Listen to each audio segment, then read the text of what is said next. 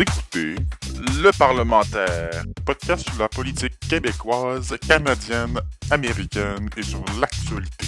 Avec Cédric Fortin-Tremblay, Olivier Morin et Jérémy Nadeau. Mes chers amis, si je vous ai bien compris, vous êtes en train de dire à la prochaine fois. C'est vrai qu'on a été battu au fond par quoi? Par l'argent puis des votes ethniques, essentiellement. Cette semaine, le Parti québécois.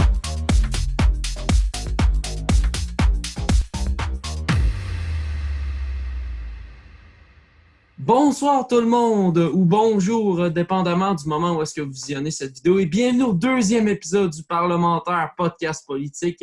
Mon nom est Olivier Morin, j'espère que vous allez bien. Très content d'être avec vous ce soir pour cet épisode dans lequel nous allons parler du Parti québécois, parce que pour ceux et celles qui le savent et ceux et celles qui ne le savent pas, il y a actuellement une course à la chefferie, et on s'est dit que c'était un excellent moment pour parler du parti. Mais avant ça, je veux prendre quelques instants pour qu'on accueille mes deux collègues et amis qui sont avec moi dans ce fabuleux projet, soit M. Cédric Fortin-Tremblay. Bonsoir, Cédric. Bonsoir, Oli. Comment ça va? Ça va très bien, et toi? Ça va très bien. J'ai vraiment hâte de parler du Parti québécois avec vous deux ce soir. On va vraiment avoir du fun. Un de sujets préférés, c'est le Parti québécois. Moi aussi, je suis très fébrile et j'ai très hâte. Et la deuxième personne à être avec moi dans ce fabuleux projet, M. Jérémy Nadeau. Bonsoir, Jérémy. Bonsoir, Oli et Ced. J'espère que vous vous portez aussi bien que moi, étant donné que je suis également très fébrile. C'est un sujet qui me passionne beaucoup, qui vous passionne également. Mais on va essayer de transmettre notre passion à notre auditoire ce soir. Donc, j'invite tout le monde à rester jusqu'à la fin. On va avoir des super beaux débats ainsi que plein d'informations à vous donner. Effectivement, alors... je vais tout de suite passer là, en vous expliquant un petit peu comment est-ce qu'on va procéder pour l'épisode. Alors, premièrement, dans la première partie, nous allons parler du Parti québécois. Donc, on va y aller avec l'histoire brève là, et on va également y aller avec l'analyse du parti et son influence sur les Québécois. On va également parler là, des bons points, des mauvais points du PQ, également là, des bons apports qu'il a eus, parce qu'il faut différencier les points et les apports. Et dans la deuxième partie de cet épisode, nous allons parler là, de cette course à la chefferie du PQ qui se déroule actuellement. Nous allons donc revenir un petit peu sur les candidats et la présentation des candidats. Également, là, parler de quelles sont les projections là, pour 2022. Alors, je vais tout de suite laisser la parole à Cédric pour l'histoire du PQ. À toi, Cédric. Merci, Oli. Donc, le Parti québécois. Ce parti est né en 1968 de la fusion de deux mouvements souverainistes, du mouvement Souverainiste Association et du Ralliement national. Pour la première élection du nouveau parti, il a réussi à faire élire 7 députés. Donc, l'émergence du PQ se confirme et réussit à obtenir l'opposition officielle et en 1976, le Parti québécois devient le gouvernement. René Lévesque devient premier ministre. Petite anecdote, dans cette soirée, il a annoncé la fameuse phrase « Je n'ai jamais pensé que je pourrais être aussi fier d'être québécois que ce soir ». Une phrase emblématique. Donc, le Parti québécois... Une de ses plus belles. il y en a 10 gros, il y en a 10 gros. Donc, en 1981, le Parti québécois est réélu, mais ça va être un mandat difficile, marqué par le rapatriement de la Constitution et une crise économique en 1985. Donc, le successeur de René Lévesque, Pierre-Marc Johnson, va être défait dans la même année. Ensuite, le prochain chef, c'est Jacques Parizeau. Il amorce une préparation vers une souveraineté complète. À la première élection de Jacques Parizeau, qui est chef, il remporte seulement que 29 sièges, mais en 1994, il obtient le pouvoir avec 77 députés et on connaît la suite, le référendum et les nombreux chefs du Parti québécois. Oui, c'est ça, en fait, c'était les grandes années du PQ. Oui, exactement. Dans les années avant 95, les grandes années du PQ. Ensuite, il y a eu beaucoup de chefs qui se sont succédés. Donc, on va sûrement parler aujourd'hui. Effectivement, donc, je pourrais ajouter un point. On sait que depuis Lucien Bouchard, là, c'est vraiment le parti qui a changé de chef souvent. Je crois que c'est depuis Lucien Bouchard, c'est 7, il me semble que depuis Lucien Bouchard, le Parti québécois qui ont chef. Beaucoup, une moyenne aux 2 ans, là, si je m'abuse, là, c'est quelque chose comme ça. Puis pendant ce temps-là, tu sais, je veux dire, tu regardes les libéraux qui ont comme eu 3 chefs, qui ont eu genre Jean Charest, Philippe Couillard, puis qui ont Dominique Anglade, ce qui est quand même assez spécial pour un parti comme le Parti québécois d'avoir eu autant de chefs dans les dernières années? Bien, en rétrospective, Oli, justement, je te dirais que c'est possiblement un des points qui a amené le PQ à sa perte récemment, c'est que les gens, à force de voir des nouveaux chefs qui n'ont pas les mêmes visions, d'après moi, ils ont commencé à perdre confiance en ça, puis ça s'est un peu décousu. Effectivement, tu as raison là-dessus. Donc, je vais tout de suite passer aux bons apports que le PQ a amenés parce que, comme vous savez, le PQ a fait un travail remarquable là, dans ces grosses années. Alors, j'ai commencé tout de suite. Ouais. Alors, il y a eu, comme vous savez, la première, c'est... en fait, on va commencer par le tout début. On va dire Hydro-Québec, même si Hydro-Québec, en fait, ça a été créé avant le Parti québécois. On sait que c'est René Lévesque qui a, pour ceux et celles qui ne savaient pas, c'est René Lévesque qui a créé Hydro-Québec qui, aujourd'hui, là, permet d'avoir notre électricité propre à nous et de ne pas acheter à nos voisins américains. C'est quelque chose de Ouais, puis on vraiment a une place sur la emblématique. scène internationale là, grâce à ça. C'est ça, puis il me semble on est récemment... reconnu pour On, ça. on est un exemple d'énergie verte avec Hydro-Québec. Puis il me semble aussi que c'est François Legault, je pense, qui a annoncé l'année passée ou qui voulait vendre, je pense qu'il vendait l'électricité à New York à partir à cette heure ou quelque chose comme ça. Il me semble que j'avais vu ça Non, passer. il me semble que c'était pas à New York, c'est dans le Maine, quelque chose comme ça. Ils voulaient en faire Ouais. une Oui, extension là, jusque dans le Maine, puis ils ont dit que c'était pas légal, le Maine, mais finalement, ils sont allés en cours avec ça. Puis finalement, la cour a invalidé la demande, puis ils ont dit, ben oui, le Québec peuvent tout simplement vendre leur électricité là, sans problème. Donc, les gars, je veux juste Puis ça a continuer. été approuvé en plus. Donc, les gars, je veux juste continuer un petit peu. Alors, ça, comme on disait, il y avait Hydro-Québec. Alors, également, il y a eu la Charte de la langue française en 1977, qui est la loi 101. Donc, cette loi-là qui obligeait les commerçants de l'époque à afficher en français. Aujourd'hui, je pense que la loi a changé au niveau des multinationales. Et je pense que les multinationales ont le droit d'afficher en anglais maintenant. Hein, il me semble que c'est ça, les gars. Hein, Ouais, c'est ça. Oh, ouais, il y a des restes. En fait, il faut que ton titre peut être en anglais, mais tu dois avoir un sous-titre en dessous qui est en français. Alors, par ça, il y a eu la création du ministère de l'Environnement. Ensuite, il y a eu la création de la Société de l'assurance automobile du Québec, donc la SAC. Il y a eu également la loi sur l'équité salariale là, qui permet d'avoir une certaine équité entre les hommes et les femmes, malgré qu'on sait que l'équité salariale n'est peut-être pas encore atteinte à son maximum aujourd'hui. Il y a également eu les CPE, la Centre de la petite enfance, donc les garderies publiques. La création du régime d'assurance médicaments publics, donc en fait, c'est la RAMQ. Là, La RAMQ, là, c'est ça. Et la création d'Investissement Québec. Alors, vous voyez un petit peu là, les bons apports que le PQ a apporté. D'ailleurs, Ouais. juste un petit bémol entre parenthèses à propos de ça. Là, Québec solidaire a déposé un projet de loi, je pense, la semaine dernière, pour créer Pharma Québec pour la suffisance médicale. Ça, c'est une affaire qui était... Ça serait tellement cool, là. Ben, pour Et vrai, que j'aimerais mais ça avoir ça fait genre long- une Big mais- Pharma Québec, là. Tu mais sais, ça même fait Investissement longtemps. Québec, là. Mais Jay, ça fait longtemps que c'est sur la C'est table. une excellente idée, honnêtement.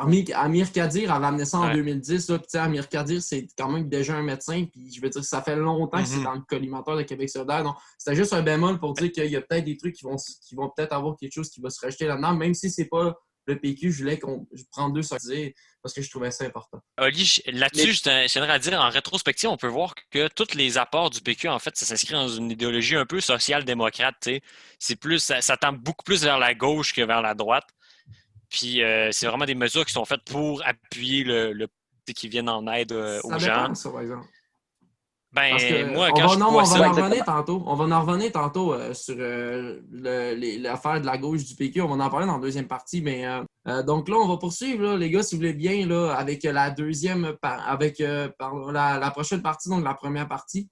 On va y aller maintenant, Jérémy. Parle-nous un peu là, de l'analyse là, du Parti québécois au niveau des référendums. oui, moi, en fait, j'ai un peu cogité là-dessus récemment pour me demander comment ça se fait que le PQ, en fait, est rendu aussi dans le trou que ça, tu sais. Il y a plusieurs personnes qui se posent la question. Comment ça se fait qu'avant, on avait un Québec qui avait des désirs d'émancipation du Canada, qui avait le véhicule pour ça, qui était le Québécois, puis qu'aujourd'hui, ben, on est rendu à entendre dans les journaux la souveraineté est morte, le parti est mort.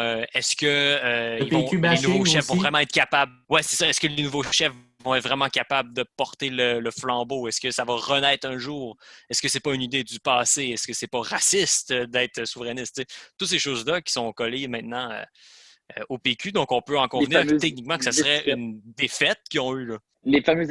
Les fameuses étiquettes, la gauche, la droite, le PQ, il faut diaboliser ce qui n'est pas acceptable. Mais le PQ, depuis son existence, je te dirais en général, le PQ a toujours eu l'étiquette du méchant, genre, de la chicane, des Même choses. si, fondamentalement, on s'entend-tu que c'est genre le parti qui veut travailler beaucoup pour le monde, là, tu sais, c'est le Parti québécois qui il est là pour les gens, il essaye de les amener sur le droit chemin, en tout cas le droit chemin que lui il proscrit, là, ben plutôt il prescrit, excusez-moi. Peux-tu ajouter quelque chose sur le truc que Cédric disait? C'est personnellement, j'ai l'impression que, tu sais, on parle là, que le PQ a toujours été persuadé comme le parti des méchants. Tu sais, il faut quand même dire qu'à l'époque, quand c'était Pierre-Éliott Trudeau qui était là, ça, je dis, tu vas en parler justement de là, mais je veux juste dire quoi, tu sais, Pierre-Éliott Trudeau disait tout le temps, les méchants séparatistes, le Parti québécois, c'est un parti de méchants, c'est des bandits, tu sais. Je pense on dirait que j'ai l'impression que de la manière, Cédric, que tu dis ça, j'ai l'impression qu'il y a du monde qui n'ont pas encore évolué et qui pense encore comme dans les années 80, au début des années 80, quand le PQ, genre. Les méchants séparatistes. Ouais, c'est ça, t'es amené par René Lévesque, puis t'avais juste Pierre-Éliott Trudeau qui bâchait continuellement, qui était là. Vous êtes des méchants, vous voulez partir, on ne vous laissera pas partir. Tu sais, c'est ça, on dirait qu'il y a du monde qui vit encore dans cette mentalité-là. C'est ça qui me fait rire. Ouais, c'est ça. Ben, en fait, Oli, là, tu lèves un bon point que je vais relever un petit peu plus tard, mais c'est par rapport à la machine canadienne, en fait, dans cette histoire-là, qui est vraiment, vraiment très, très puissante, là. Ils ont toute la presse derrière eux. Tu sais, les médias, ils ont une bonne capacité d'influence. Puis, d'ailleurs, tu sais, tu peux également, comment je pourrais dire, conscrire des gens un peu, on va dire, à l'Empire canadien, entre guillemets, parce que techniquement, quand tu es la force en puissance, tu sais, que tu es le colonisateur puis que tu as dominé le colonisé, ben, si tu prends des gens puis tu leur dis, ben, écoute, tu veux devenir riche, ben, il faut que tu viennes avec moi, tu sais. C'est un peu cette mentalité-là. Si tu veux être souverainiste, c'est pas là que tu vas faire le véhicule d'ascension sociale puis que finalement, tu vas te ramasser millionnaire avec de la reconnaissance, tu sais. Je sais pas si vous me suivez là-dessus. Oui. Mais justement, Jay, parle-nous un peu là, du référendum de 1980 à propos là, d'un peu. On sait qu'on avait parlé, c'est un référendum association. On sait que à l'époque, les gens n'étaient pas trop à l'aise avec ça. Parle-nous donc un peu de l'impact que le référendum de 80 a eu sur le Québec en général. Oui, tout à fait. Puis je pense que c'est vraiment important d'en parler parce que dans l'histoire, c'est un peu comme 95 puis 80, c'est un peu comme la Première et la Deuxième Guerre mondiale. On entend plus parler de la Deuxième que de la Première, mais la Première est quand même la cause de la Deuxième, tu sais. C'est vrai. Le 1980, c'est un référendum qui est très, très représentatif de ce que sont les Québécois dans leur âme depuis toujours. Il faut savoir qu'avant le référendum de 95, il y avait la montée du nationalisme via la Révolution tranquille. Donc, il y a un changement de mentalité qui se fait. Tranquillement, on commence à réaliser qu'on n'est plus des porteurs d'eau, puis qu'on mérite plus, qu'on pourrait, comme René Lévesque le disait, être quelque chose comme un grand peuple, tu sais, au lieu d'être assujettis aux Anglais, d'ailleurs, à Montréal, qui avaient tout l'argent. Il y avait des hôpitaux, des universités, ils détenaient... Bon, vous savez, quand on va dans Westmount, par exemple, on peut se rendre compte à quel point il y avait du cash, ces gens-là. La bourgeoisie, quoi, la bourgeoisie canadienne de l'époque. Oui, c'est ça, la bourgeoisie. Non, c'est exactement ce que je voulais juste confirmer ce que tu disais. OK. Bon. Ben, écoute, dans le fond, c'est ça. Ce que je disais, c'est que le problème du Québec, par contre, c'est qu'au moment où il a décidé de s'affirmer, eh ben, je te dirais qu'il est allé de façon maladroite, étant donné que dans son histoire, le Québec n'a jamais été capable de gérer son propre territoire. On s'est toujours fait gérer soit par la France, soit par les Britanniques, ou soit par les Canadiens anglais. On n'a jamais été en contrôle de notre territoire totalement. Là, les gens pourraient dire oui, mais le gouvernement du Québec décide bien. Ah, ben moi, je vous mettrai un petit bémol là-dessus. La moitié des compétences sont gérées par le gouvernement québécois, puis l'autre moitié par le gouvernement canadien, en sachant bien sûr également que le gouvernement canadien peut venir faire de la gérance dans les compétences du gouvernement québécois comme il veut, étant donné que lui, il a la plupart de l'argent de la Fédération canadienne. Tu sais.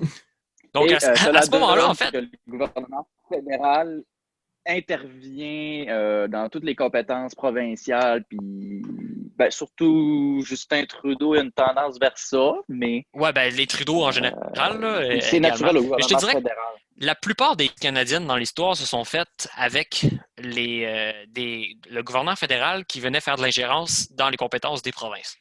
La plupart du temps, c'est comme ça que une bonne bouillie, là, ça se crée au Canada. Donc, bref, Révolution tranquille, on a de la misère à savoir comment on fait ça, étant donné qu'on n'a jamais été capable de gérer nous-mêmes. Et ça fait par la suite, ça fait donc qu'on voudrait sortir du Canada, mais rester quand même attaché au Canada. Parce que, c'est quand même eux qui nous ont... Il faut savoir que dans la dans la psyché des Québécois, on est un peuple de paysans, un peuple né pour un petit pain, puis ça ne change pas du jour au lendemain. C'est pas la Révolution tranquille qui change ça en quelques années. Puis des dirigeants vraiment qui ont une colonne, tout ça, c'est rare qu'on en voit au Québec. On en a produit, par exemple, Jacques Parizeau, c'en est un des très bons, René Lévesque également, même si moi, je suis un petit peu déçu de sa souveraineté association. C'est un peu l'hésitation même des Québécois, l'hésitation à vivre, à se dire « Ah, je peux exister en tant que nation ». C'est là un peu qu'on voit l'hésitation. Il y en a même qui ont voté non à la souveraineté, étant donné qu'ils trouvaient que ce projet-là de demande de négociation avec le Canada, ben, que ça n'avait juste pas nécessairement de sens. Ils se disaient, ben, ça sert à quoi de se séparer du Canada si on est pour rester attaché avec eux, que ce soit eux qui aient l'armée, qui aient l'argent, d'autres Les affaires échanges que commerciaux aussi, il me semble. Il me semble qu'il y avait, au niveau commercial, je pense qu'il y avait, au niveau économique, commercial, il me semble que le Québec restait avec le Canada, puis je pense que c'était une économie qui roulait à deux, il me semble. C'est un truc C'est ça, tu sais. C'est ça. Fait qu'il y a du monde qui trouvait ça plate. Ils trouvaient ça plate, le monde. Puis, je trouve que c'est important de le rappeler. Les Québécois n'ont jamais été maîtres chez eux. Puis, même si René Lévesque a dit maître chez nous, ben, même lui, il n'a pas montré l'exemple. Il a juste montré qu'il était vraiment un très, très Québécois. À moitié oui, puis à moitié non. Un Québécois, c'est tout le temps oui, mais non. Ou non, mais oui. Un Québécois, ça ne voudra jamais être complètement dans le tas, mais ça ne voudra jamais complètement être souverain non plus. Un Québécois, c'est extrêmement au centre. C'est même, je dirais, extrême centre. C'est jamais trop à gauche, c'est jamais trop à droite. Moi, les gars, j'ai une question pour vous autres, par exemple, pour de ça. Ben, sur cette... Oui. Cédric, vas-y avant, je vais poser ma question après. Ouais, ben, ce que tu disais, Jay, oui, les Québécois sont centristes, mais il y a quand même une gauche puis une certaine droite en général. Surtout le Parti québécois, c'est un parti... Ben, surtout au Québec, je dirais en général, les partis sont plus de gauche. Si on arrive, exemple, en 2003 avec Jean Charest, je te dirais que c'est plus là que la droite aura commencé à peu prendre d'enjeu. Et exemple, la CAQ en 2018, un parti de droite. Là. Oui, ben, en fait, tu as raison qu'il y a une tendance vers la gauche, mais la droite québécoise n'est je te dirais que la droite québécoise n'est pas la droite des États-Unis. La droite québécoise va toujours être bien plus à gauche, va être considérée comme du communisme aux États-Unis. T'sais. Mais tu sais, gars, n'oubliez pas une chose, par exemple. 2018, souvenez-vous qu'en 2018, beaucoup de personnes, là, je voyais ça passer cette semaine. Jean-François Lisée, en 2018, se disait gauchiste, mais avait des idées de droite. Puis il y en a beaucoup qui disent que ça l'a probablement tué à l'élection. Il y en a beaucoup qui l'accusaient d'avoir des idéologies beaucoup trop de droite, mais qui se considéraient comme gauchistes. Ouais, ben, c'est le dilemme, c'est qu'un gouvernement du Québec, ça se gouverne pas à gauche ni à droite. Aux États-Unis, ça se gouverne beaucoup plus à droite qu'à gauche. Au Québec, ça se gère au centre. Tu as beau avoir des idées de gauche, des idées de droite. C'est un gouvernement au Québec, ça se gouverne au centre, comme avec le gouvernement Legault. Avec les libéraux, bon, on en a eu aussi là, des exemples de mesures qui ont été mises à gauche puis à droite, avec le PQ, par exemple, également. Bon, Québec solidaire sont un peu gauche. Puis pour répondre à ce que tu disais, Cédric, je dirais que dans toutes les sociétés, il y a de la gauche puis de la droite. Là. Ici, on n'échappe pas à la règle. Mais là, les gars, j'ai une question pour Jay, je veux savoir dans le fond, en fait, je me pose la question, ça me pose, mais est-ce que vous pensez, bon, Jay, tu as parlé du fait on va revenir un peu au référendum, là, parce que je trouve qu'on s'écarte du sujet.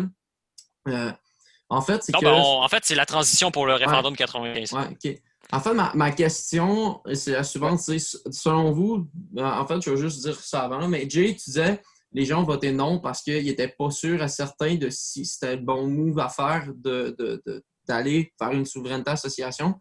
Mais est-ce que d'après toi, est-ce que vous pensez de votre opinion à vous, là, qu'il y en a qui ont voté non parce qu'il y avait peur du gouvernement fédéral et de Pierre Elliott Trudeau, qui avait peur de se faire, comment je pourrais dire ça, persécuter par le gouvernement fédéral. Est-ce que vous pensez qu'il y a une peur aussi qui était là ou une inquiétude envers le gouvernement fédéral? Oli, la première chose que je peux te dire, moi, c'est la crise d'octobre en 70. Là. J'avoue. On vient de fêter les 50 ans là. Mais tu sais, la on crise va fêter d'octobre. les 50 ans. On va fêter les 50 ans. On est Ouais, moi, je n'ai pas envie de fêter ça, là, mais c'est tout de même le gouvernement du Canada avec Pierre-Éliott Trudeau qui dit bon, ben écoute, on envoie l'armée dans les rues du Québec pour saisir tout le monde comme ça, sans mandat, qui, on pense, ont des affiliations avec le Parti québécois. Fait que moi, j'ai envie de te dire, oui, il y avait des gens qui avaient peur. Puis j'ai écouté des reportages récemment, les gens avaient peur. Et même encore aujourd'hui, ils se disent, ils peuvent faire des choses, le fédéral. Là. C'est quasiment une dictature. C'était quasiment une dictature en là. Je veux dire, c'était quasiment genre, si tu penses pas comme nous autres, on va en prison. D'après moi, là, ce qui aurait pu se passer, là, je vais faire un exemple là, aux Catalans en Espagne. Là. Oui, la Catalogne. Eux autres, ils ont eu un résultat. Ouais, la Catalogne, ils ont eu un résultat plus haut que 50%. D'après moi, il aurait peut-être pu avoir quelque chose comme ça. Une répression. Ça s'est pas justement passé. Ils ont pris leurs leaders et ils les ont genre persécutés, ils ont emprisonnés. Oui, il y en a eu. Il y en a eu. Il y a des indépendantistes qui sont en prison. Il y en a un qui s'est enfui à l'Union européenne. Il est rendu un membre de l'Union européenne. Il peut avoir un vote. Ouais, ben, moi, il y aurait peut-être quelque chose qui aurait pu se passer comme ça si ça avait été Pierre-Éliott Trudeau. Ben, écoute, Cédric et Oli, je vais vous avouer quelque chose. En fait, mais ça a failli se passer, en fait, dans l'histoire. Je ne sais pas si vous avez vu le reportage que je vous ai envoyé l'autre jour. Reportage, d'ailleurs, très, très intéressant d'un journaliste de média qui s'appelle 7 jours sur Terre. J'ai pas le temps encore. Et ça disait qu'il y avait bel et bien des plans à l'époque, dans le cas d'une séparation du Québec, où Pierre-Éliott Trudeau prévoyait d'envahir le Québec avec l'armée canadienne. Ah oui, j'ai vu passer ça. J'ai lu des trucs là-dessus récemment. Et je tiens à dire, ce qui nous a permis d'échapper à cette possible hécatombe-là, c'est en fait un général de l'armée canadienne qui était québécois, qui lui s'est dit, ben c'est pas vrai que l'armée canadienne va aller contre mon peuple. Donc lui, il est allé à l'étranger chercher des armes chez les Allemands et les Français. Il a investigué, il est allé chercher ses trucs, il a dit, OK, s'il se passe ça, ben on va avoir des armes. Il avait rassemblé ses troupes, puis il était prêt à faire la guerre contre le Canada. Pierre-Éliott Trudeau a dit écoutez, bon, je pense pas nécessairement que je vais envahir le Québec. En fait, ça n'arrivera jamais. Nous sommes Canadiens et le Canada est vraiment un pays. Et genre juste comme ça, puis... Il parle comme Justin Taille. Le baratin de Pierre-Éliott Trudeau. Ah non, il parlait moins comme Justin Trudeau. Là. Bienvenue au Canada. C'était le général, si je ne m'abuse. Dans l'histoire de militaire québécoise, on a Léo Major, qui est vraiment cool. Ah oui, puis on a le général Sauvé également. Oui. C'est lui qui nous a sauvés, justement. Léo Major, il va falloir en parler un jour. On n'aura pas le choix. Ouais. Bref, moi, je suggère qu'on retourne à notre sujet principal. Le référendum de 80 échoue. On a parlé des circonstances dans lesquelles ça a été fait. Il y avait de la peur, tout ça. Je voudrais que ça a été peut-être moins déchirant que le référendum de 95. René Lévesque, il a même fini ça sur une touche un petit peu correcte. Là, c'est ça, de dire, si je vous ai bien entendu, vous êtes en train de me dire à la prochaine fois. Sa phrase la plus célèbre. Ouais. Et donc, qu'est-ce que ça fait, ça, chez le Parti québécois? En fait, c'est à partir de ce moment-là, on a un premier échec. Et dans la mentalité, l'imaginaire des Québécois, on commence à faire de moins en moins confiance au Parti québécois. On se dit, ils sont pas capables. Ils ont même abandonné. Après la défaite, René Lévesque, il était devenu magiquement fédéraliste. Il disait, il va falloir essayer de faire comme François Legault, là, d'être autonomiste un peu dans le Canada. Puis les gens ont commencé à perdre confiance un peu en ça, même que la ferveur indépendantiste, c'était très éteint. Les sondage, un peu comme aujourd'hui, là, ils commencent à faire du PQ bashing. Le PQ ne sert plus à rien, tout ça. Ils sont fait démolir, comme Cédric l'a dit. Peux-tu mettre une opinion? Je peux-tu mettre une opinion? Ça me fait penser un peu, c'est... le PQ ne sert pas à rien. Ouais. C'est un peu comme Lucien Bouchard qui parlait l'autre fois. Il a fait un entrevue à Radio-Canada puis il disait, nous autres, le Bloc québécois au fédéral, ça avait été créé pour pas toffer en tant que tel. Nous autres, je veux dire, Lucien Bouchard, il avait dit à l'époque que le Bloc québécois était comme utile, mais il y avait comme un certain point de rupture. Encore là, j'ai un peu l'impression que dans ces années-là, après le référendum, on parlait du PQ comme étant un parti qui était là pour faire sa job puis juste partir après. J'ai un peu l'impression qu'on comparait le PQ, qu'on mettait le PQ un peu dans le même bateau que Lucien Bouchard, mais son parti que lui-même a fondé dans ce bateau-là. Ça, j'ai l'impression. Le problème avec le PQ, dans le fond, qui disait que le monde était était moins enthousiaste après le référendum, qu'un Québec était devenu fédéraliste. Le monde ne sont pas venus autonomistes du jour au lendemain. On va continuer avec la suite. Donc, on sait qu'il y a eu 80 et il y a eu 95 où est-ce que M. Jacques Parizeau, en fait, arrive avant, mais il y a Jacques Parizeau en 95 qui, lui, arrive et dit on va refaire un référendum. Et là, Jérémy, remets-nous en contexte de 95, qui est probablement... Ce qui se passe en 95, c'est qu'on a 2 accords qui ont échoué. On a l'accord de Charlottetown, qui était censé, en fait, une fois pour toutes, insérer le Québec dans le Canada, mais ça l'a échoué à cause d'un vote du Manitoba, en fait, qui a refusé le privilège, entre guillemets, du Québec de rejoindre la Constitution. Bref, ici, on ne rentre pas dans les détails de ça. Et il y a un autre accord, c'était-tu lui de Fredericton? C'est pas le lac Meech.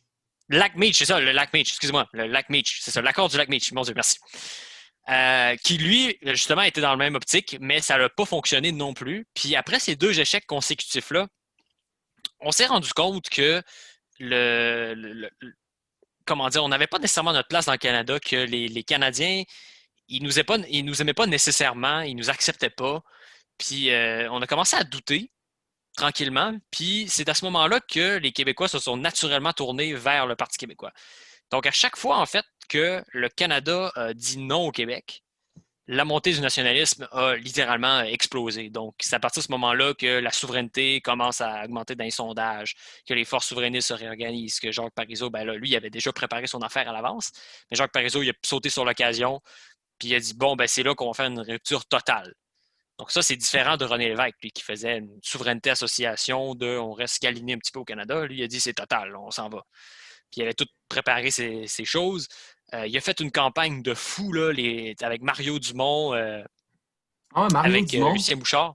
Ouais, il s'est allié avec Mario Dumont de l'ADQ puis Lucien Bouchard pour faire une coalition indépendantiste. Ça, c'était parce qu'en fait, il était tout seul à la base, puis les gens, ils voyaient pas Jacques Parizeau nécessairement comme un des leurs. Ils le voyaient un peu comme un aristocrate de la haute bourgeoisie.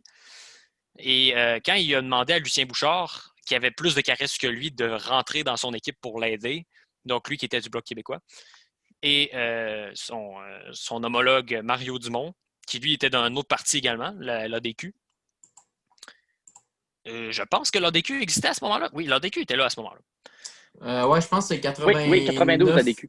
Oui, c'est ça. Puis, dans le fond, ils ont fait une coalition à 3 et c'est là que la souveraineté a augmenté au bout dans le sondage. Ça l'a explosé littéralement. Et il y a eu, tout ce qu'on a vu, un peu la traîtrise du Canada qui a fait, par exemple, Lovin en payant à même no tax canadienne des billets d'avion à 100 000 Canadiens pour qu'ils aillent dans les rues de Montréal pour dire « Restez avec nous, le Québec ». Ce qu'ils ont fait également, c'est qu'ils sont allés à l'étranger chercher des Québécois qui n'avaient plus leur citoyenneté canadienne pour voter non, devancer l'immigration des personnes de processus qui prend normalement jusqu'à 3 ans, ça pouvait plus prendre jusqu'à 3 mois. Il y avait un autre qu'ils aient voté aussi. non également. Et il y a le fait qu'ils faisaient voter des morts aussi.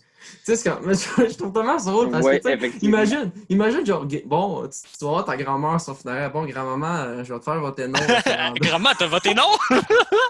Là, tu fais juste voir la tombe, là, puis c'est ça. Mais c'est combien que ça a coûté? C'est quoi? Puis je pense que 220 millions de dollars du Canada, puis le PQ a fait genre... Ouais. Ils refusaient de financer leur campagne avec les fonds publics, donc c'était juste avec des dons qu'ils payaient ça. C'était pas beaucoup l'argent qu'ils avaient mis en comparaison. Là. Le Canada a vraiment... il en a profité, puis la loi était contre ça, mais puisque c'est le Canada qui fait la loi, le Québec n'a pas de cours contre le Canada. Fait que, je veux dire, dans la vie, c'est pas compliqué, Oli.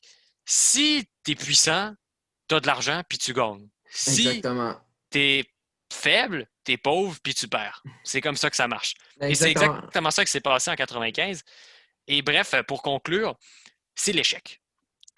49,7% ont dit oui, Donc, il manquait à peu près 0,3 ou 0,5 %. C'était 52 000 voix qui manquaient. Et le C'était le oui référendum le plus serré et le non a gagné. Et Mais le comme on le sait, oui, surtout, le oui, surtout, a mené une partie du référendum. Je veux dire, on le sait.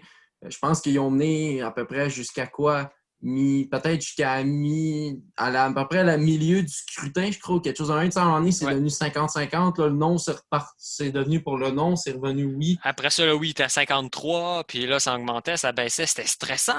Imagine le niveau de stress dans la population. On s'apprête à devenir un pays, à marquer l'histoire. Nos parents, ils l'ont vécu, ça. Puis c'est un moment historique, c'est quelque chose de difficile. Les gens étaient dans la salle, ça pleurait, ça criait.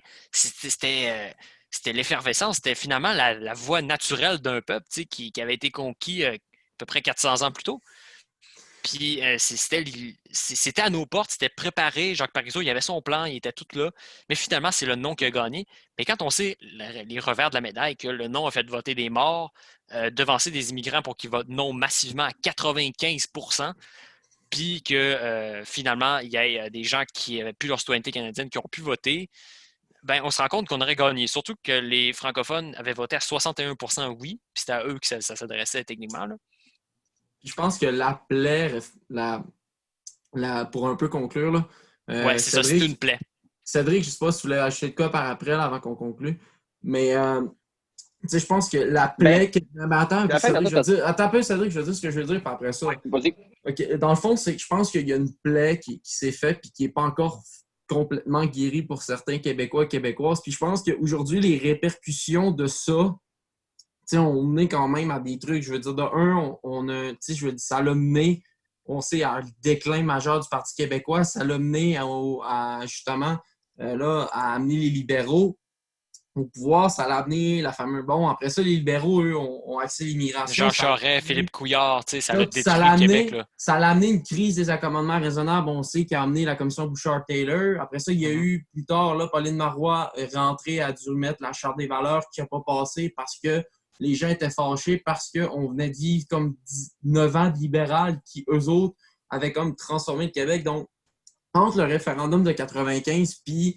admettons, on va dire, l'élection minoritaire de Pauline Marois en 2012, il y a eu une transformation complètement du Québec puis un changement de mentalité. Puis aussi, un autre truc qu'il ne faut pas oublier, c'est que c'est probablement le référendum de 95 qui a fait en sorte que Rona a été vendu aux Américains puis que Saint-Hubert a été vendu aux Ontariens. Je veux dire, on a perdu 2 compagnies québécoises à cause des libéraux qui ont voulu faire de l'argent avec le chum qui sont nos voisins de région, de province ou de pays.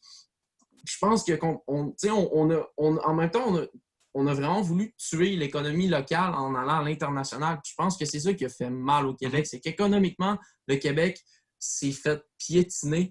Puis même encore en ce moment, on le voit avec la crise actuelle, je veux dire, l'économie du Québec va encore plus mal. Je ne dis pas que l'économie va pas tout le temps mal, mais je veux dire juste que les libéraux ont vraiment comme cassé tout ça, puis on plie bagage, c'est terminé. Donc, Cédric, je ne sais pas si tu veux ajouter des trucs là, à propos de ça, pour conclure cette première partie. Il y a quelque chose que j'aimerais ajouter, puis tu as parlé exactement ce que je voulais parler.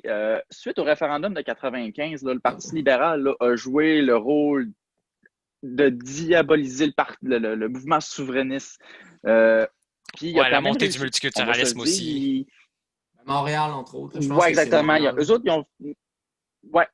Après le référendum, il y a eu une blessure dans la population. D'après moi, le monde a voulu pas trop en parler pour pas que ça fasse trop mal. Fait que le Parti libéral en a profité pour faire des changements.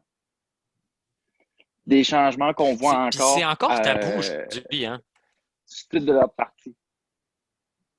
Oh oui, t'es souverainiste, t'es lui qui veut diviser, lui qui veut faire de la chicane, comme disait Philippe Couillard. C'est plate, il n'y a pas de débat dans ce cas-là. Ben, je me rappelle on ne peut pas parler vraiment des avantages. Je me souviens en 2013, en 2014, quand il y avait la campagne électorale, Philippe Couillard avait dit, à un moment donné, dans un rassemblement libéral, il avait dit, nous autres, il dit, on veut rien savoir d'un référendum. il dit on va vous le montrer que ça sert à rien, un référendum. En tout cas, il avait dit un truc de même, là, mais il y avait vraiment, tu sais, lui, tu voyais qu'il était vraiment anti, genre. Tu sais, je veux dire, les libéraux, Il est vendu au Canada. Là. Puis, tu sais, les libéraux, en fait, la réponse, en fait, la raison pourquoi que les libéraux, en tant que tels, sont justement comme ça, je veux dire, tu sais, je pense qu'on sait tous que Montréal vote libéral depuis je ne sais pas combien d'années. Je veux dire, Montréal, je veux dire, aux dernières élections, à cause les libéraux, quoi, je pense que c'est 28 sièges les libéraux ont en ce moment, 28. Ouais, ben c'est permanent, là. C'est des sièges qui tomberont jamais, là. Tu sais, c'est ça. Puis, tu sais, je veux dire, allez voir la carte sur Wikipédia, la carte électorale sur Wikipédia, puis je veux dire, prenez, je pense, les secteurs, là. Il y a un secteur à un moment donné, c'est les secteurs de Montréal, là. C'est du rouge quasiment partout, là. Je veux dire, Montréal, c'est concentré libéral et ça restera toujours libéral. Et d'ailleurs, tantôt, dans la deuxième partie, je vais faire un lien avec ça plus tard, là, qu'on va aller dans la deuxième partie, là, bientôt. Ouais. Je veux vraiment qu'on en aborde, je vais vraiment l'aborder parce que j'ai vraiment de quoi à dire à propos de ça là, pour le Parti québécois. Excellent. Fait que je vais juste terminer ma partie. En gros, pour faire une belle conclusion de tout ça, on a eu une ascension du Parti québécois. Le Parti québécois a eu 2 chances. On lui a donné 2 chances. Il a échoué les 2 fois. Et on s'est rendu compte que le seul moyen de s'émanciper du Canada par la non-violence, finalement, ça l'a pas marché, qu'on n'avait pas les moyens pour. Et finalement, ce qui s'est passé, c'est qu'on a eu de la résilience totale de la population. On a dit, bon, écoute, si on peut pas, ça va être non, puis on va se laisser mourir. Et on est dans cette époque-là aujourd'hui, dans l'époque de on se laisse mourir. Sauf que avec la CAQ, il y a une genre de renaissance semi du nationalisme. Qui sait, peut-être que la CAQ va, malgré elle, faire en sorte qu'on va se retourner vers ce débat-là. Et d'ailleurs, peut-être que le Parti québécois, lui aussi, va se porter vers ce débat-là. Peut-être qu'il va nous amener, il va le forcer sur la place publique. Qui sait? On va en parler dans notre deuxième partie. Eh bien, effectivement, donc on va maintenant se rendre tout de suite à cette deuxième partie. Vous écoutez le parlementaire. Deuxième partie.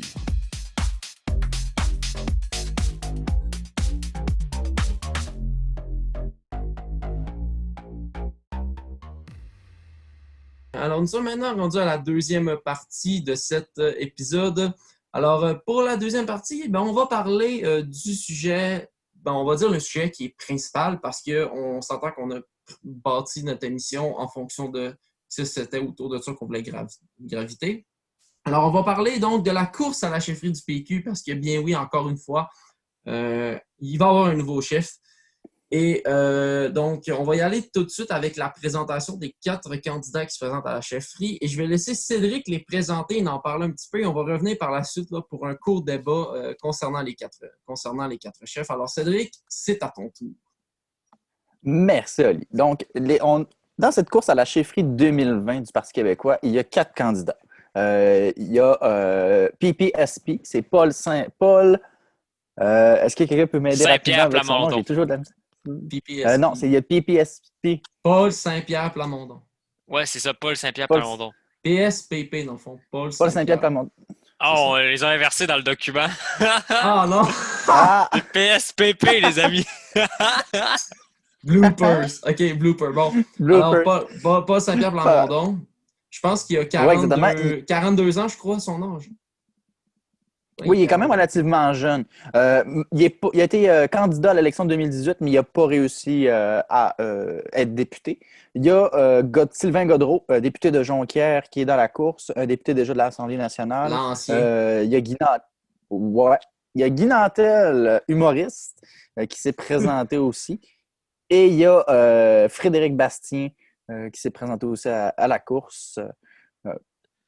En fait, Jérémy, tu veux-tu approfondir un petit peu sur... Non, mais je voulais demander à Cédric, justement, tu pourrais-tu nous en dire un petit peu plus à propos des candidats? Là? Toi, c'est quoi que tu as retenu? Là? C'est quoi l'image que tu as des 4? Moi, personnellement, Bastien, je trouve que son espace médiatique est assez limité. Je sais que c'est lui qui est pas mal dernier dans les sondages. 3%, pour Nantel, il y a une bonne visibilité. 3% d'intention de vote, Frédéric pour Bastien? Ouais, au dernier sondage là, léger qui est sorti, je pense, de Québec 125. Je pense que c'est 3% d'intention de vote. Puis même pour les membres du PQ, je pense que c'est ça aussi. Mais c'est vraiment bas. Là. Il est vraiment pas... Ouais, c'est ça. Il est quand même... son espace médiatique est assez limité. Pour Nantel, c'est surtout qu'il est humoriste. Il a une une bonne visibilité à cause de ça. Les médias en parlent beaucoup. Pas nécessairement Godreau, ça. j'en ai pas tant vu parler de Godreau. D'après moi, c'est plus vraiment... Il n'est pas capable vraiment de se démarquer de toutes les autres. En fait, c'est juste Non, l'ancien. il se démarque pas parce qu'il fait juste être pareil comme avant, genre. Non, mais en fait, c'est parce que Sylvain Godreau, Non, c'est ça. c'est l'ancien. Je veux dire, Sylvain Godreau, c'est l'ancien. Tu sais, je vais faire une comparaison. Tu sais, c'est pas le comparer à ça, là, mais c'est juste une comparaison. Tu sais, Sylvain Godreau, c'est comme un peu le vieux Schtroumpf. Tu sais, c'est comme l'ancien du parti. C'est comme le gars qui est là depuis très longtemps dans le parti. Tu sais, je pense pour de vrai, je suis en train de me demander si Paul Saint-Pierre Plamondon était genre probablement, je pense que Paul Saint-Pierre Plamondon avait comme avoir peut-être 20 ans quand Sylvain Godreau était dans le Parti québécois ou quelque chose de même. Quelque chose comme ça. Puis, justement, Paul Saint-Pierre, Cédric. Oui. Pour Paul Saint-Pierre, lui, il est un petit peu différent de toutes les autres. Il s'est fait plus remarquer aussi pour ses prises de position sur différents enjeux. J'ai vu qu'il était pour avoir un drapeau du Québec dans toutes les classes. Ça me fait rire il est tellement. différent. Il est différent, ça pogne avec les médias puis tout. Il y a plus d'espace médiatique que Bastien ou Godreau. Là.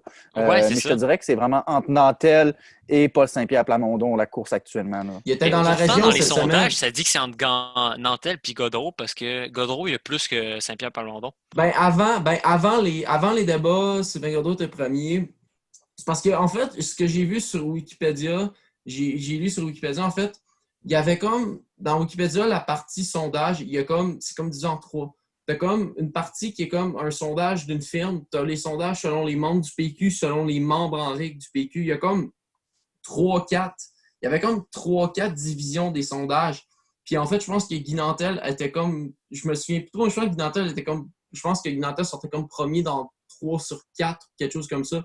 En fait, Sylvain Godreau était premier avant les débats. Puis après les débats, Guy Nantel a monté vraiment au niveau des débats, au niveau des trucs. Puis j'ai été surpris parce que les médias ont tellement essayé de planter Guy Nantel. Je veux dire, pour vrai, c'était ridicule. Ça n'a pas vraiment marché. Hein. Mais Quand je tu sais écoutes que c'est les pas débats, mis. tu te rends compte que ce qui sort après dans les journaux, ça n'a aucun rapport Je avec sais, mais ce qui s'est jasé la soirée même. Là. Mais je sais que Guy Nantel s'est fait Non, planter pas du par deux animateurs de radio à Québec. Je sais qu'il est invité là, il s'est fait planter. Puis je sais que Guy Nantel parlait aussi. Il a beaucoup accusé le PQ bashing. Moi, j'ai lu la plateforme à Guy Nantel. Honnêtement, j'ai pas accroché sur certains points. Je dois avouer qu'il y en a que je suis d'accord. Son point de faire un Québec, de faire du Québec un pays en 2 ans, ça, je suis moins d'accord. Je suis un peu. J'ai des doutes. Je suis un peu pessimiste parce que, voyez-vous, c'est là que je voulais en venir tantôt. Le lien que je voulais faire, c'est que, en fait, le lien, je vais faire la première base. C'est que, tu sais, Jérémy, tantôt, tout à l'heure, on parlait des référendums. Tu sais, je veux dire, il y a eu, OK, je sais, il y a eu 15 ans entre les deux référendums, mais c'est parce que faire tu sais, bon, prenons un exemple, OK? On va faire, là, je vais sortir les AC, OK? Puis là, je sais que mon argument va être long, OK? Mais je vais faire les AC, OK?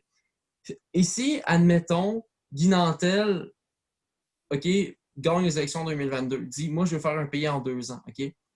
Ben, moi, j'ai l'impression que c'est pas trop bon parce que, en fait, 2 ans, c'est cool. Moi, je pense qu'il devrait faire comme Paul Saint-Pierre Plamondon va faire. Paul Saint-Pierre Plamondon, lui, a dit, dans ma première mandat de 4 ans, si t'es majoritaire, il veut construire le référendum, puis le 4 ans suivant, s'il est réélu, faire le référendum. Non, c'est plus ça. Hein. C'est dans la première année. Puis même Godreau, il a dit dans la première année. Ah ouais, c'est rendu ça. Ben, Ouais, parce qu'il me semble qu'à un c'est moment le donné... monde dans parce la que moi, première année, ils font bout- un référendum. Là. Ben, moi, le bout Ça, du c'est la son- position de Jean-François Lisée, si je ne me trompe pas. Mais c'est à cause que je suis pas d'accord avec ça parce que je me dis 2 ans, c'est cool parce que je me dis, il faut que tu prépares ton monde. Je veux dire, il faut que tu prennes le temps, mettons, de dire aux gens. Ça, c'est la stratégie du il faut préparer, il faut tout d'abord être un bon gouvernement provincial pour finalement être un bon gouvernement d'un pays. Ouais, Mais c'est sûr. moi, je trouve que non, c'est pas un argument qui vaut ça parce que, vois-tu, les 2 dernières fois avec René Lévesque et avec Jacques Parizeau, c'est dans un premier mandat que ça s'est fait de 1. Et tu as le temps, tu sais, après 4 ans, il y a des événements qui se passent, tu sais, de changer la donne. Puis généralement, si le PQ est tout. Si le PQ est élu, c'est pour faire la souveraineté. Là. Les gens qui votent PQ, J'avoue. c'est pour faire l'indépendance. Fait que si on a un PQ majoritaire, puis qu'ils disent on va faire ça dans le deuxième mandat, ben le gars, il est à côté de la traque, là. Nantel, son but, c'est de faire bonjour, je suis vraiment une personne cool, ou Saint-Pierre-Plamondon ou Godreau, c'est de faire bonjour, je suis une personne vraiment cool. Puis si vous votez pour moi, ben vous votez pour l'indépendance. Puis si ça se donne qu'il est minoritaire ou majoritaire, ben il va le faire à son pays, tu sais. Moi, je trouve que c'est la meilleure stratégie. T'as raison, mais oublie pas un truc là-dessus. Tu sais, il faut que les Québécois soient prêts parce que je me rappelle Pauline Marois en 2014, pendant la campagne électorale écourtée, là, quand elle s'était fait renverser à cause qu'elle craignait que le budget ne passerait pas. En fait, elle avait dit « Je ne ferai pas de référendum sur la souveraineté du Québec tant aussi longtemps que les Québécois et Québécoises ne seront pas prêts. » Elle avait déclaré ça. Donc, oui, si Pauline Marois... C'est à toi de faire en sorte que tu sois prêt pour la souveraineté. Jay, laisse-moi finir. Okay? Si Pauline Marois déclarait ça, c'est parce que Pauline Marois savait très bien à ce moment-là que la souveraineté du Québec n'était pas prioritaire parce que tu venais de passer, je sais que là, ça fait quand même 6 ans, mais tu venais de passer genre du flambeau libéral à péquiste. Je veux dire, il fallait que tu deals avec le fait qu'on venait de connaître des grosses périodes d'immigration, une crise d'accommodement raisonnable et tout ce qu'on sait de Jean Charest. Puis tu sais, surtout que Pauline Marois, on a vu la fameuse charte des valeurs québécoises qui a fait un tabac médiatique pendant des mois et des mois, qui a été critiqué partout, qui a été critiqué d'un bord et de l'autre. D'ailleurs, mais là, moi j'ai envie d'entendre Cédric là-dessus, là, de savoir, genre, pourquoi, c'est quoi la méthode à préconiser, tu sais? Vas-y, Cédric, qu'est-ce que Ben, ça dépend. Tu dis que le Parti québécois, dans le fond, une des raisons, c'est que le Parti libéral n'a pas voulu parler vraiment d'identité, de laïcité, de sujets identitaires, puis que le PQ a, depuis, exemple, la charte, c'est carrément planté avec un sujet identitaire, puis qu'après ça, Philippe Couillard, lui, décide de rien faire au niveau identitaire. Ça l'a... le Parti québécois, lui, a pris un gouvernement minoritaire seulement pendant 18 mois, si je ne me trompe pas. En 18 mois, avec un gouvernement minoritaire, essayer de passer des projets de loi qui, exemple la charte, il y aurait eu besoin d'un parti d'opposition, puis aucun des partis d'opposition qui étaient dans ce temps-là voulait pas s'associer avec le Parti québécois, mais donner ce succès-là au Parti québécois d'une certaine manière. Il n'y avait pas la même position que Legault aujourd'hui. Là. Mais moi, ce que je comprends c'est pas, ça, la position de la laïcité aujourd'hui, c'est vraiment à cause de l'inaction libérale. Ça a permis de faire plutôt un consensus, je ne peux pas dire un consensus, mais plus une version allégée de la charte qui a plus passé. Oui, exactement. Il a passé plus avec plus de gens. Puis moi, honnêtement, j'ai hâte de voir le sujet du français. Je sais que la CAQ va présenter un plan bientôt, puis le PQ il devrait avoir une alternative à ce plan-là, parce que je doute que la CAQ, sur le français, vu que c'est une coalition de fédéralistes et de souverainistes, j'ai peur que la langue soit quelque chose qui risque de faire. Justement, en retournant à notre sujet, prenons la porte que tu nous offres là, Cédric. Est-ce que justement le retour du PQ ne pourrait pas s'effectuer justement là où la CAQ aurait échoué, où les gens seraient déçus de ce qu'ils ont fait? Je peux te mettre une opinion par rapport au français? Je pense que tu sais, la langue française, je sais que il y a eu l'article qui était sorti, je pense c'est au mois d'août, au début du mois d'août, je pense, ou à la fin du mois de juillet ou mi-août, là, je me souviens plus trop de la date, mais je sais que c'est dans ce mois-là. Qui disait que maintenant, Montréal exigeait que, pour travailler à Montréal, il exigeait de parler les 2 langues, puis que je pense qu'il y avait quelque chose comme 60% des entreprises qui exigeaient l'anglais maintenant par rapport aux autres, par rapport aux régions. Et, tu sais, honnêtement, c'est que... Une tournée de CV, c'est flagrant.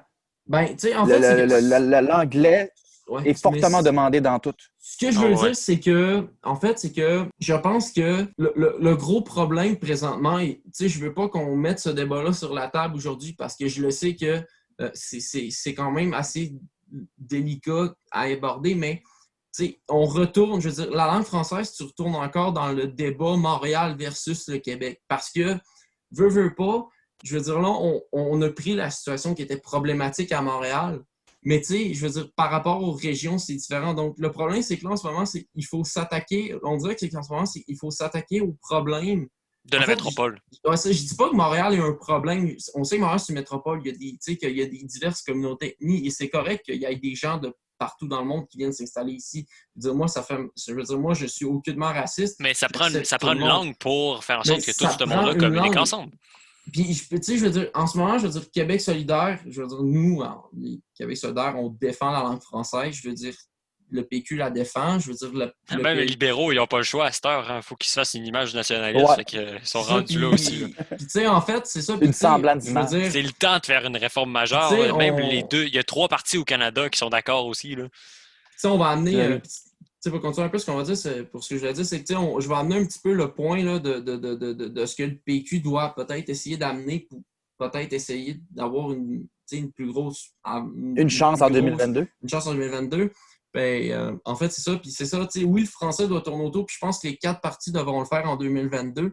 Et moi, personnellement, je vais le dire là, pour dire un petit peu qui je vois chef du PQ, parce que je veux qu'on en vienne là pour qu'on puisse Ouais, ben ça, passer c'est au le deuxième débat truc. d'aujourd'hui. Là. Moi, je vois Guy. Moi, au début, je vais Ouais. le dire. Moi, au début, je vais le dire. Là. OK? Moi, c'était Sylvain Gaudreau. Je le sais, Jérémy, ça fait. Bou, bou, bou. Non, Non, t'as peu. Oh, Non. Hey, laissez-moi finir. Oh, Laissez-moi non. finir. J'ai dit au début. Attendez. J'ai Oh. dit au début. Mais maintenant, je veux dire. Vas-y, Ali, vas-y. Ce que j'ai vu. Vas-y, reprends-toi. Non, écoutez-moi. Ce que j'ai vu après les débats, mais je ne les ai pas écoutés, ce que j'ai vu de Guy Nantel, aujourd'hui, je suis capable de dire que je préfère Guy Nantel et de loin. Et j'ai un peu de misère. Au départ, Guy Nantel, je pense que j'ai été comme beaucoup de personnes, je fais c'est un humoriste, il n'est pas sérieux, mais au contraire, Guy Nantel, c'est un gars qui connaît énormément son Québec, mais c'est incroyable. Il est je veux bon, dire. hein? Son affaire Il est de fort, là. Il son a la concept, passion dans les yeux. hey, Il est très, très fort. son concept de faire des trucs pour les régions, je pense, c'est-tu des commissaires de région où je me suis dit, Ouais, ben en quoi, fait, des c'est trucs? de décentraliser le Québec. Dans le fond, de faire en sorte que ça ne soit pas tout centralisé à Québec, que les Ça, régions c'est puissent cool. s'auto-gérer eux-mêmes. Ça, Donc, c'est en cool, faisant je ça, veux dire, tu mets déjà les bases de ton pays. Tu divises, on va dire, le Québec en provinces, là, de certaine façon. Ben, C'est ouais. hot, là, c'est cool. Mais ça, c'est nice. Puis c'est Ouais, ça. Puis, c'est tu sais, vraiment une bonne il fait ça, idée. puis il y avait aussi que. Puis, tu sais, Guy Nantel s'attaque à la française. Il dit il faut que maintenant que les immigrants soient capables que les nouveaux arrivants. Ils connaissent déjà le français à leur arrivée. doivent être capables de communiquer, de faire des phrases en français. Et je pense qu'il parle aussi de taxer les compagnies qui affichent en anglais de comme 2-3% de plus. Alors ça, c'est tous des trucs qui sont dans sa plateforme. Comme je dis, il y a des trucs que j'étais un petit peu moins à l'aise dans sa plateforme et d'autres que je trouvais ça cool. Mais tu sais, tu te dis que Guy Nantel a tellement des bonnes idées, puis c'est là que tu te rends compte que Guy Nantel, c'est un vrai chef péquiste. Tu sais, c'est vraiment le chef que ça nous prend. Au début, je disais Sylvain Gaudreau. Sylvain Gaudreau, personnellement, je n'ai pas trop suivi ce qu'il a fait, mais tu sais, Sylvain Gaudreau, en fait, c'est sûr que le vote péquiste, ici, on s'entend, on sait où ce qu'il va aller à sa chefferie, je veux dire, on s'entend là-dessus. Mais moi, je vois personnellement Guy Nantel, et c'est toi, Jérémy, qui disait, je pense que si Guy Nantel est élu, exemple, je pense que les intentions de vote du PQ sont comme en hausse. Ouais, ben en fait, il y a un sondage qui a été fait, puis si Guy Nantel, à ce moment-ci, là, on fait une élection demain, le 18 septembre, s'il est élu comme chef, justement, ben c'est 21% des intentions de vote qui vont à lui, ce qui fait, techniquement, selon les régions où que le vote qui a été donné, ça ferait de lui la deuxième opposition. Donc, il surpasserait même les libéraux. Parce que, tu sais, notre région, c'est intime, puis même nous autres, je veux dire, on sait que le PQ a tellement chuté que quand c'est rendu que notre région, pour la première fois depuis, je pense, c'est 30 ans ou 35 ans, manché. Ouais, il vote plus PQ, là. Ouais. Ça faisait 30 ans ici que c'était péquiste, et tu sais, c'était Alexandre Coutier, l'ancien qui était là. Je pense que... Mais c'est ça, toi, t'es pour Guy Nantel, mais Cédric, toi, d'après ce que tu as vu, perçu, tu irais-tu dans le même optique que Oli? Ben moi, personnellement, je vais être honnête dès le départ, je suis zéro Parti québécois. C'est bon, on passe au prochain appel. Fait que, hey, François Legault, c'est un ancien péquiste, hein? Ouais. Non, Vas-y, Cédric. Oui, effectivement. Non, mais je vais donner mon avis honnêtement. Honnêtement, je verrais Nantel ou Paul Saint-Pierre Plamondon. Je veux Bastille. Moi, honnêtement, je serais satisfait des deux parce que Nantel, il est très, très fort dans le jeu de politique. C'est quelqu'un qui se débatte de ses idées, qui connaît ses dossiers. Puis Paul Saint-Pierre Plamondon aussi. Il serait quand même un bon débatteur envers François Legault. en 2022. Fait que, ouais, j'aurais plus Fait que Nantel le ou retour du Paul PQ, Saint-Pierre selon toi, Plamondon là-dedans. s'incarnerait comme ça. Mais moi, là, c'est à moi Ouais, de vous par raison. partager Et toi, ma comment façon tu de voir penses? ça. Ouais. Donc, le retour du PQ, moi, je le vois comme ça. Je vois le fait que Guy Nantel pourrait devenir la deuxième position en 2022. Je suis convaincu qu'il y a beaucoup de Québécois qui se reconnaissent en lui. C'est quelqu'un qui n'est pas du milieu de la politique, justement, qui a beaucoup de connexion avec les gens, a une bonne autorité également. Mais moi, je dirais même plus loin que ça. Je dirais, là, vous vous dites, ouais, choisissez 101 parmi les 4, mais moi, je vous dirais les 4, justement. Moi, je les verrais tellement comme une belle équipe, tout le monde ensemble, tu sais. Ça ferait vraiment un parti québécois solide. Puis tu viens de bâcher Sylvain Godreau il y a genre 2 minutes. Non, mais même à ça, Sylvain Godreau, faut pas lui donner, c'est un homme d'expérience. Je le verrais pas comme chef. Oui. Il n'a pas le charisme pour, mais ça ferait une bonne aile au parti, plus gauchiste. Mais pourquoi vous le détestez autant, Sylvain Godreau? C'est quoi que vous avez contre? Moi, je pense que c'est la façon de s'exprimer puis les idées. J'avoue globalement que ça. Moi, On va personnellement, écouter une c'est partie ces de- idées que je rejoins pas. Pour avoir écouté un peu le débat, j'avoue que je trouvais que Sylvain Godreau avait un peu le ton. Le Tu politicien sais, il y dans avait l'ombre, pas- ça fait trop longtemps qu'il fait sa job. Il avait pas le ton. Je trouvais qu'il avait pas le ton convaincant tant que ça, mais tu sais, je veux dire, il y a quand même un peu des bonnes idées. Tu sais, je veux dire, je pense qu'il a quand même parlé de faire un moratoire pour la protection des belugas dans le. Ouais, dans- ben c'est dans toutes le des mesures fjord. environnementales en tant que telles, mais Ouais, ouais, tu sais, il mais dit on tu va sais, être le premier pays vert sur la planète, mais je sais pas si c'est quand tu fais un pays, premièrement, tu fais pas un pays à droite, à gauche, socialiste, communiste, Mais capitaliste. ça, mais c'est un peu. Mais Tu fais c'est un un peu. pays. Mais C'est ça que tu puis- fais. Tu fais un pays, puis après, tu décides. Mais tu te dis pas, on va faire un pays, puis après, on le met tout de suite vert. C'est tu sais. ça, mais il est dans le même optique Ouais, que c'est Jean-François ça. Lisée un peu. Il est dans le même optique un peu Jean-François Lisée. Jean-François Lisée en 2018, c'était ça. C'était Ouais. on va faire un pays vert, mais on va essayer de faire un petit peu d'argent avec ce qui se fait de capitalisme, mais on va quand même essayer de faire des trucs à gauche. Puis, tu sais, ils ont même été jusqu'à demander à Québec solidaire de fusionner avec Ouais, eux ça autres, a été juste une grosse pour erreur. là. juste pour dire Ouais, au ça, c'est monde, une erreur monumentale. regardez comment on est gauchiste. Puis, tu sais, la journée d'élection, Jean-François Lisée s'est fait. Moi, je l'appelle à la blague, je dis Jean-François Risé, parce que, tu sais. Oui, Jean-François Risé. c'est là. approprié. Ah, Je veux pas dire- lui. Pourtant, il est quand même bon, là, Jean-François Non, mais Lisée. Là. Il a c'est fait à plusieurs cause années que- dans le PQ. Mais ça, mais tu sais, c'est à cause de ça. Tu peux pas arriver en tant que parti puis tu dis, bon, ben, tu sais, nous autres, on est gauchistes, mais tu sais, on a un peu, on va faire des trucs de droite un peu, puis après ça, on va retourner à gauche. Tu sais, je veux dire, tu peux pas zigzaguer d'un sens puis de l'autre en, Mais je en comprends. pensant que ça va marcher. Je comprends. Ben, écoute, je vais juste terminer ce que je disais. Ben, Dans le fond, moi, comment je voyais vas-y. ça, là, c'est Nantel comme chef. Indéniable. Nantel, tu le mets chef. Tu mets son. Tu sais, supposons qu'on fait un pays, ben, ça serait genre, je sais pas, on met Nantel président, premier ministre, Paul Saint-Pierre Plamondon, ou le vice-premier ministre. Son vice-premier ministre, c'est Paul Saint-Pierre Plamondon, ou son conseiller.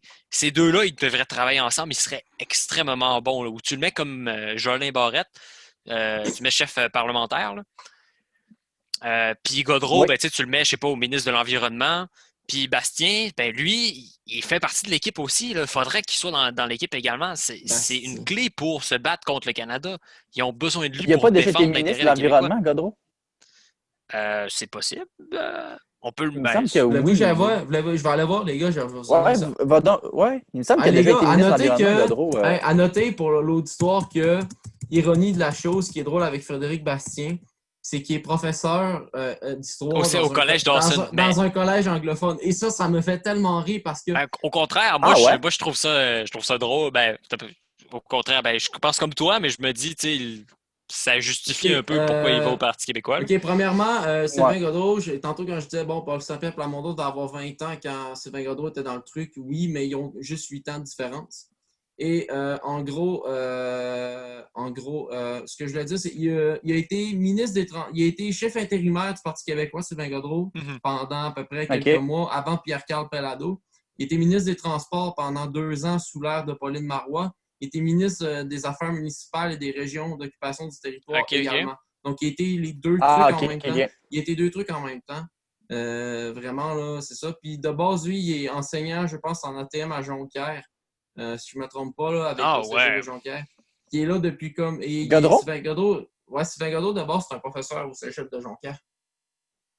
Il a été Ok. chroniqueur au quotidien aussi, mais il y a vraiment une grosse, Mhm. une très grosse carrière. Là. En dehors de la politique, il y a vraiment Sylvain Godreau a une énorme carrière pour vrai. Là. Ben, c'est ça, justement. C'est un homme d'expérience, ça justifie bien son truc. Mais là, Il est là depuis justement, 2008. les gars, on Depuis pourrait se 2008. concentrer sur la relance du parti, en fait, qui est notre deuxième parti. On Ouais. va appeler ça, entre guillemets, le retour du PQ++. Ouais. Je voulais commencer. Je pouvais-tu commencer en tout ça parce que j'avais dit tantôt. Donc, c'est ça les perspectives pour 2022, là, c'est ça ce dont on veut parler. Ouais. Mais pas cher par Ouais. 2022, Ouais. mais on avait parlé un peu d'une relance. En fait, je vais commencer un peu par parler de la refonte un peu du parti ou l'image. Je pense que les gars, et ça, je vais le décoller tout de suite, là. Il va falloir que le Parti québécois, si le Parti québécois veut avoir des chances de gagner en 2022, puis passer François Legault, ce qui va être extrêmement difficile dans les circonstances actuelles. On sait que s'il y a une élection demain, la CAQ a 96 sièges, ce qui est vraiment là, défoncé. Une volée. Ouais. Qu'est-ce qu'il faut qu'il fasse, le Ouais. PQ? OK, ben moi, les gars, je pense que, et ça, je veux dire, peu importe le parti, le PQ doit absolument avoir un plan pour convaincre Montréal de voter pour eux. Parce que là, il faut que si, le Parti québécois doit tasser les libéraux de Montréal. Je le sais que Même c'est... la CAQ n'est pas capable, man. La CAQ a la difficulté du monde à percer à Montréal. Je le Elle a sais, eu mais 2 sièges. Hein. Je le sais, les gars, mais c'est parce que, tu sais, Montréal, c'est le centre du Québec, c'est le centre de l'attention. Je veux dire, si t'as pas la grosse... Je veux dire, en tant que tel, si Ben, t'as les pas... sièges de Montréal, si t'as en tant pas que la tel, c'est gros- 28, quelque chose comme ça, là. Ouais, c'est 28, mais je veux dire, c'est 28, mais c'est quand même, tu sais, je veux dire, c'est quand même gros. Mais ce que je veux dire, c'est qu'il faut que tu sois capable de convaincre Montréal, parce que Montréal fait quand même partie d'une grosse place sur l'échiquier, comment je veux dire, l'échiquier électoral. Je veux Uh-huh. dire, tu sais, je veux dire, c'est quand même 28, mais tu sais, Mais- Montréal, Mais c'est intéressant ce que tu me dis là, Oli. C'est vraiment intéressant. Je me dis, tu sais, là, Dominique Anglade, elle, son but, c'est de percer à l'extérieur de Montréal, n'est-ce pas? Mais elle perce pas, Dominique Anglade. Ben, c'est ça, mais qu'est-ce qu'il faut qu'elle fasse? Les Elle libéraux perce zéro. ont fait une tournée. Les libéraux ont fait une tournée il n'y a pas long. Puis Mais Québec c'est- 125 a ressorti un sondage la semaine dernière. Dominique Anglade et le Parti libéral sont stagnés. Mais justement, Ils sont ce qu'il pas faut qu'elle capables de fasse le à ce faire. moment-là, c'est qu'elle aille chercher les francophones. Puis pour faire ça, il va falloir qu'elle joue dans l'aile nationaliste. Sauf que, Mais là, ils veulent être paradoxalement, progressistes, ça va marche peut-être pas. Ben, ça fonctionnera pas pour les Montréalais. Peut-être les Montréalais vont dire, ben là, Dominique Anglade, déjà qu'à la base, elle n'a pas une grosse popularité, pas très connue. Peut-être que ça pourrait jouer à l'inverse contre les libéraux. Peut-être que c'est ça qui fait en sorte que la CAQ ou même le PQ pourrait ressortir à Montréal si Dominique Anglade, finalement, échoue complètement à sa tâche. C'est ça, parce que Dominique Anglade Mais a tu sais, l'air... Bon, vas-y, Cédric, je vais y aller après ce que je voulais dire. Ouais, ben, tu sais, Dominique Anglade, elle, son devoir, dans le fond, c'est refonder son parti, ce qu'elle n'a pas réussi à faire en tant que tel. Puis même elle l'a avoué que l'élection de 2022, là, ça risque d'être très, très, très décevant, que Ben, ça risque d'être assez dur. À cause que... Belle mentalité. Ben, tu sais, on s'attardera Même pas... elle l'a avoué, là. Je veux dire, on s'attardera pas aux libéraux tout de suite parce qu'on va le faire dans un autre épisode. Mais la seule chose que je peux dire, c'est que juste pour conclure les libéraux, parce que je veux pas trop qu'on embarque là-dedans, parce que c'est pas ça le but de l'épisode. Ouais. En tout cas, on en reparlera dans un épisode futur. Là. Ouais, Je veux vas-y. dire que les libéraux, le problème, c'est que la tâche de Jean Charest puis de la corruption, puis de Philippe Couillard et de la fameuse austérité et la réforme Barrette, qu'on aura la chance de déblatérer là-dessus plus tard dans d'autres Oh épisodes, oui, comme j'espère. je dis. Je pense qu'il y a encore ces plaies-là qui sont là, qui font pas tant longtemps. Je veux dire, tantôt, on disait la plaie du référendum de 95 est encore là. Ça fait 25 ans de cela. Alors, Ouais, eux autres, ils vont avoir cette image-là longtemps. Tu sais, les libéraux, imagine la plaie libérale, comment tant qu'on va l'entraîner, puis comment que Jean Charest, tu sais, Jean Charest, on s'entend, Jean Charest, c'est un bandit. Je veux dire, on se le cachera pas. On n'est pas. Je sais pas s'il y a des libéraux qui nous écoutent, mais je m'excuse de le dire, mais votre ancien chef, votre premier chef, c'est un bandit. C'est un bandit en liberté. On va pas débattre. On se des choses dans cette joute-là. On va pas débattre ça Fait que là, là-dessus. Oli, toi, tu dis la relance. Là, tu sais. Ouais, Donc, toi, tu dis il faut qu'il perce à Montréal. À Montréal, puis il faut aussi qu'il aille rechercher les régions qui ont perdu. Le Saguenay-Lac-Saint-Jean, je veux dire, le Lac-Saint-Jean, notre Et ils ont moyen, au mais Lac-Saint-Jean. d'après moi, c'est si la CAQ n'est pas assez nationaliste ou s'ils sont trop gribouillés Exact. un petit peu. Je Mais moi, pense les gars, que c'est là que le peux-tu PQ peut les gars, percer, peux-tu surtout avec Guy Nantel. Je peux-tu vous poser une question antérieure par rapport aux anciennes courses à la chefferie? Vas-y. D'après vous, est-ce que Alexandre Cloutier aurait pu relancer ce parti-là quand il était temps parce qu'on sait que Cloutier a terminé, je pense, 2 fois deuxième. Est-ce que selon vous, Alexandre Cloutier, parce que j'ai parlé avec des gens qui suivent un peu la politique, puis Ils m'ont dit, si Alexandre Cloutier avait été chef du Parti québécois, le Parti québécois se porterait probablement déjà mieux. Et j'en ai pas parlé tantôt, mais je pense que ça serait intéressant d'en parler là. Est-ce que selon vous, Peut-être, vas-y, Alexandre Ced, je te laisse Cloutier, est-ce répondre. qu'Alexandre Cloutier, d'après vous, aurait pu relancer ce parti-là de A à Z, vraiment là, du début, et peut-être que le parti en serait pas aussi qu'il en est aujourd'hui? Parce qu'on s'entend que Cloutier, ça a arrêté Cloutier au lieu de Lisée. Mais Cloutier à la place de Lisée en 2018, et on s'entend que le scénario est complètement différent et ça aurait pu tourner de bord complet. Avec Cloutier, là, si ça aurait été Cloutier en 2018, là, d'après moi, Cloutier n'aurait pas abandonné l'idée d'un référendum. D'après moi, Ça, il aurait j'avoue. dit, si on est élu, on irait avec un référendum dans le premier mandat. Ça a toujours été le Parti québécois, dans le fond, toujours proposer un référendum au premier mandat. Le parti, c'est sûr et sûr qu'il serait en meilleure position qu'en ce moment qu'avec Lisée. Lisée, là, ça a été terrible. Ça a vraiment été terrible. Mais, tu sais, c'est les membres qui ont choisi Jean-François Lisée et ils vont devoir choisir leur prochain chef. Lui qui va vraiment pouvoir... tu sais, c'est entre la survie et la mort là, pour le Parti québécois. Là. Leur prochain chef, il va falloir vraiment qu'il se démarque. Comme toi, tu as dit pour Montréal, il va falloir qu'il courtise vraiment tout le monde. Tout le monde au Québec. Il faut qu'il prouve qu'il est encore nécessaire. Toi, Cédric, là-dessus, là, on peut-tu t'entendre sur c'est quoi ta perception de la relance du parti, le retour du PQ peut se faire comment? Hey, les gars, on peut-tu faire de quoi? On peut-tu fermer le meeting et en décoller un autre? On peut-tu fermer le meeting et en décoller un autre? Parce qu'on est à 9 minutes. Ouais, ben, l'affaire, c'est que ça dure un peu trop longtemps, là, je pense. Sinon, on va être à 2 heures d'épisode. Là. Bon, on peut runner. Là, Cédric, dis ce que tu as à dire, puis on ferme ça là. On run là. Ouais, parfait. Ça dérange-tu, Dieu? Moi, je pense que... À fond, tu veux qu'on finisse la deuxième partie là? Ben, Cédric, finalement, t'avais-tu autre chose à dire ou ben c'était correct? Moi, j'ai pas d'autre truc à retirer. Je veux juste entendre de Cédric sur la relance du parti. Dis ce que tu as à dire, puis après ça, je conclue. Vas-y, le prochain... Ouais. Donc, le prochain chef du Parti québécois, lui, il va avoir un travail à faire, puis ça va être vraiment de supprimer l'image du parti actuel, puis de le vraiment, entre guillemets, le refonder, mais pas littéralement.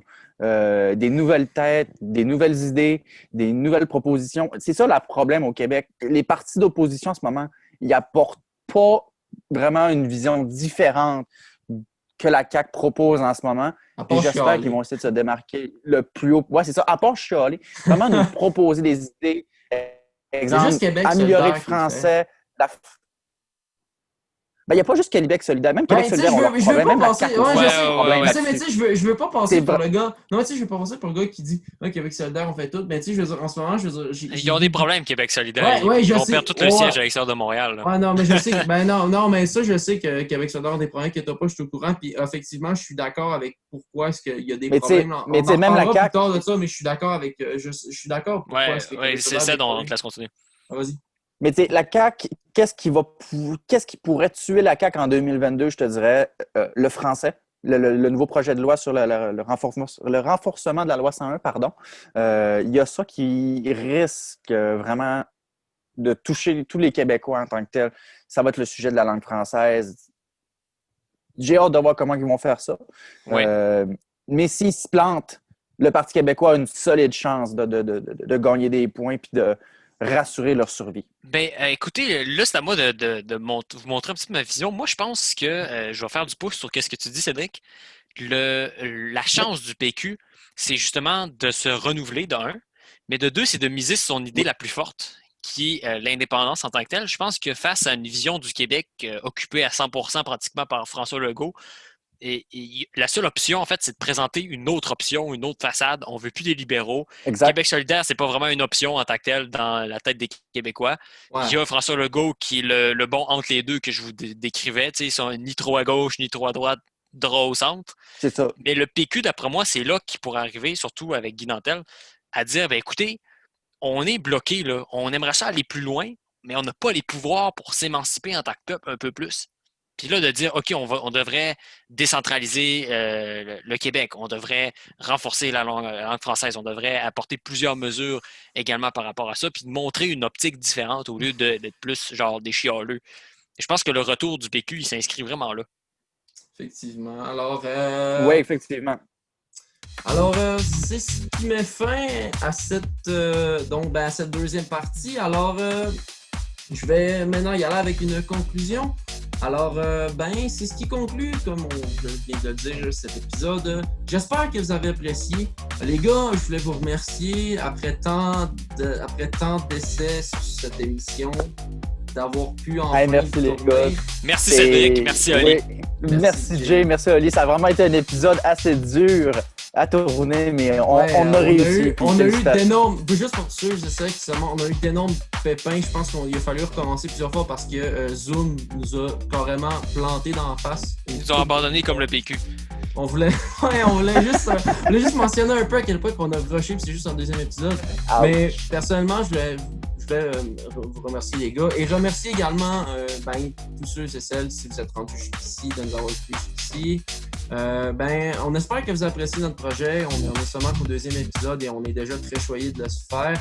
N'oubliez pas là, de mettre un pouce dans les airs, de partager la vidéo sur les réseaux sociaux et de nous rejoindre également là, sur les réseaux sociaux. Donc, tous les liens sont dans la description.